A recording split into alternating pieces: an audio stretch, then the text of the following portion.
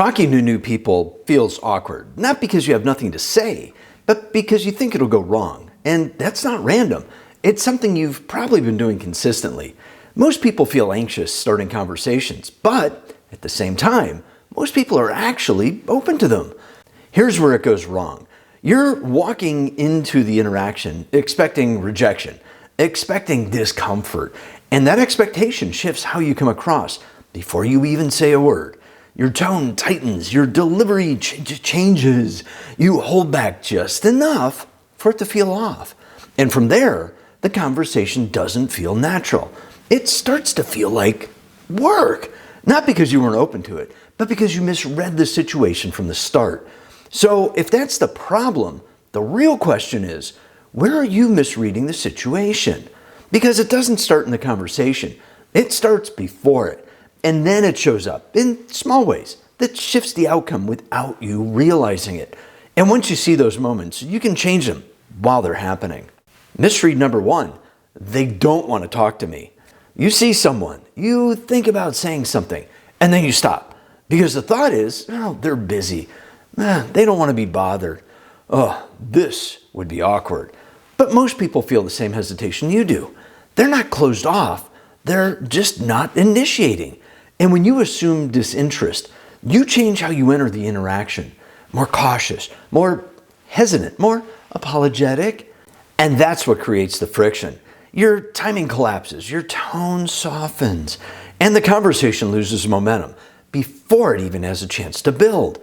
So the fix is simple. Remove the apology frame completely. No, sorry to bother you. Quick question. Do you mind if... No. Instead, enter clean. That's a great jacket. Where'd you get it? What kind of dog is that? No build-up, because the moment you sound like a disruption, you get treated like one. Misread number 2. That felt awkward. I messed up. You say something and immediately start evaluating it. Ooh, is that weird? Did that sound off? Should I have said something else? And just like that, your attention shifts inward from the conversation to monitoring yourself.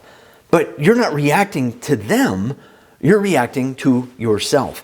And once that happens, your delivery changes, your timing changes, your tone softens, and the conversation loses momentum.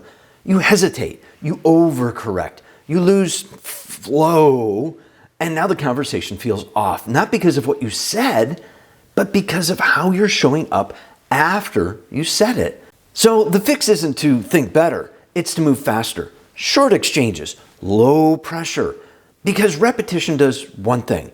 It pulls your attention outward again, back to the other person, and what's actually happening in the conversation. And once your attention is back on them, the pressure disappears. This isn't about being more social. It's not about becoming someone different.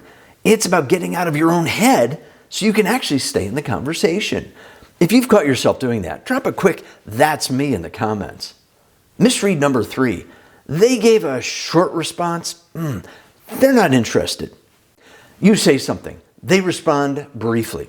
Yeah, it's been busy. Not much. And you read it as rejection. So you shut it down. You stop asking questions. You pull back. But most of the time, they're not rejecting you. They're just distracted, thinking about something else, or in the middle of switching tasks. And what that looks like is simple. Short answers, delayed responses, low energy. And that's neutral behavior, not a negative signal. It only feels negative because you're already expecting it to be. The problem is, you treat it like one.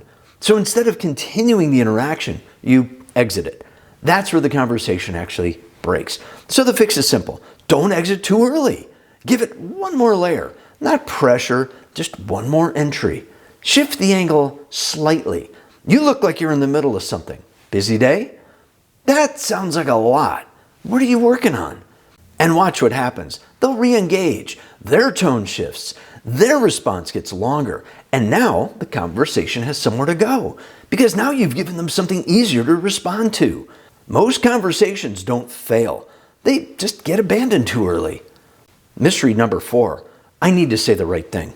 You hesitate because you're trying to find the best thing to say. So you slow down, you filter, and then you default to something safe. How's your day going? What do you do? And your delivery shifts. Again, your voice gets tighter, your pacing slows down, and it starts to sound rehearsed, more careful, more formal, less natural. And that's what makes it forgettable, not the words, the way you're saying them. Because people aren't analyzing your sentences. They're reading your tone, your energy, how comfortable you seem while you're talking. So the fix isn't better lines, it's a better tone. Drop the formal delivery. Speak the way you would to someone you already know. Not exaggerated, just natural. That place looks packed. Have you been here before? How long have you had your dog? Same type of question, different feel. And that changes how it's received. Because the goal isn't to sound impressive, it's to sound natural. The more you try to sound right, the more it sounds off. And once that happens, people stop engaging with what you're saying and start evaluating how you're saying it. Misread number 5. That conversation just didn't work. You're in a conversation and it starts to stall. A pause, a short answer, and then nothing, crickets. So you think that didn't work, but watch what actually happened. They gave you something and you didn't use it. Maybe they said, I've got a lot going on this weekend. And instead of following that, you switched topics. You reset the conversation. That's where the momentum dropped. Not all at once, but in that one moment where you stopped following them. Not because there was nothing to say, but because the thread got lost. So the fix is simple. Follow the signal. Whatever they give you, stay with it. Expand it. You've got a lot going on? What are you doing? Now the conversation has direction again. And when they ask about you, don't shut it down with a short answer. Not, I'm a teacher. Give them something they can respond to. I teach communication, so I spend a lot of time helping people figure out how to handle conversations, just like this one. Now they have somewhere to go. Because if you give nothing, they have nothing to work with. And that's when conversations feel like they just stop. This isn't about becoming more outgoing. It's about catching the moment where you misread what's happening and correcting it while it's happening. Because that's the difference. Most people wait until they feel confident before they speak. High-level communicators flip that. They speak first and let the confidence catch up. Because confidence doesn't come before action, it comes from it. And if you don't fix this, you don't just hesitate, you lose control of the interaction in real time.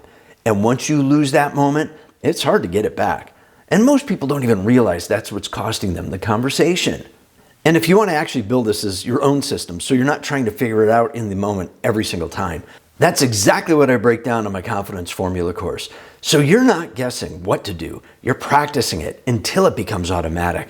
That's what I break down in this next video. How to stop overthinking while you're in the conversation so you don't lose control mid-sentence and can stay clear while the conversation is still unfolding in real time. I'll see you there.